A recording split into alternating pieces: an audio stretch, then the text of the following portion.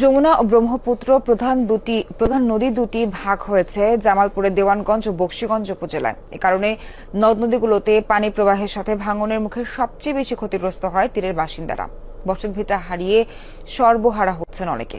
যদিও পানি উন্নয়ন বোর্ড জানিয়েছে ব্রহ্মপুত্র নদের ভাঙন ঠেকাতে একটি প্রকল্প দাখিল করা হয়েছে আর যমুনা নদীর জন্য প্রকল্প প্রস্তুত করা হচ্ছে। 15 বার ভাঙনের কবলে পড়েছেন জসিমউদ্দিন। খেয়ালি যমুনা কেড়ে নিয়েছে ঘরবাড়ি, ক্ষেত খামার আর সঞ্চয়। জীবনের 55 বসন্তে সব হারিয়ে সর্বশান্ত তিনি ঠাঁই নিয়েছেন ভাড়া করা টুকরো জমিতে। এখন সেটুকু হারানোর ভয় তারা করে বেড়াচ্ছে। বাড়ি ভেঙে নিয়ে যায় উঠল্লা মেতে উঠল্লা পরে নদী ধরিল। এই বয়সে তো আমি কামলাও দিয়ে যাওয়া হয় না, ইস্কাও চলা আর হয় না, ভ্যান গাড়ি চলা আর হয় না, তাও আস্তাটাও নদী ধরল। এখন আমরা কি করি খামু?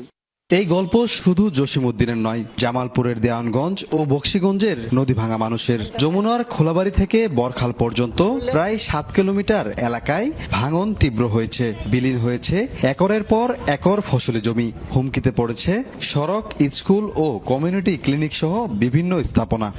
দেওয়ানগঞ্জ থেকে নৌ থানা পর্যন্ত খোলাবাড়ি, এই রাস্তা এবং ব্রিজ কালভার্টগুলা এবং কমিউনিটি ক্লিনিক একবারে হুমকির মুখে। কোন প্রদর্শনী প্লেট আমরা দেখতে চাই না।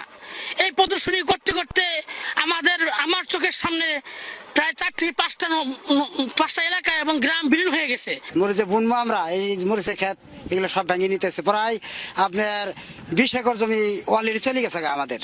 এছাড়া ব্রহ্মপুত্র নদের ঝালুরচর থেকে ফারাজিপাড়া পর্যন্ত 6 কিলোমিটারের বিভিন্ন স্থানে ভাঙনের কারণে ঘরবাড়ি সরিয়ে নিচ্ছে স্থানীয়রা। ভাঙন ঠেকানোর দাবি জানিয়ে মানববন্ধন সহ বিভিন্ন কর্মসূচি পালন করেছেন ভুক্তভোগীরা।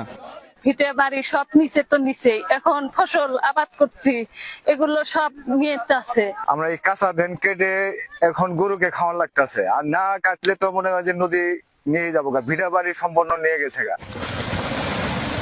ব্রহ্মপুত্রের ভাঙন ঠেকাতে একটি প্রকল্প মন্ত্রণালয়ে দাখিল করা হয়েছে আর যমুনা নদীর জন্য প্রকল্প প্রস্তুত করা হচ্ছে বলে জানিয়েছে পানি উন্নয়ন বোর্ডের কর্মকর্তা। ব্রহ্মপুত্র অংশে আমরা 5.5 কিলোমিটার ইতিমধ্যে তীর প্রতিরক্ষার জন্য, নদী শাসনের জন্য একটি প্রকল্প আমরা দাখিল করেছি। পাশাপাশি এই দেওয়ানগঞ্জের ডাউনে যমুনা নদীর 3টি পয়েন্ট মিলিয়ে প্রায় 7.5 কিলোমিটার, সেইটার শাসনের জন্য ইতিমধ্যে আমরা একটি প্রকল্প আমাদের প্রস্তুত প্রক্রিয়াধীন রয়েছে। জামালপুরের অংশে যমুনার 93 কিলোমিটার ও ব্রহ্মপুত্রের 108 কিলোমিটার তীর রয়েছে। এবছরের ভাঙনে বিলীন হয়েছে শতাধিক ঘরবাড়ি সহ বিস্তীর্ণ ফসলি জমি।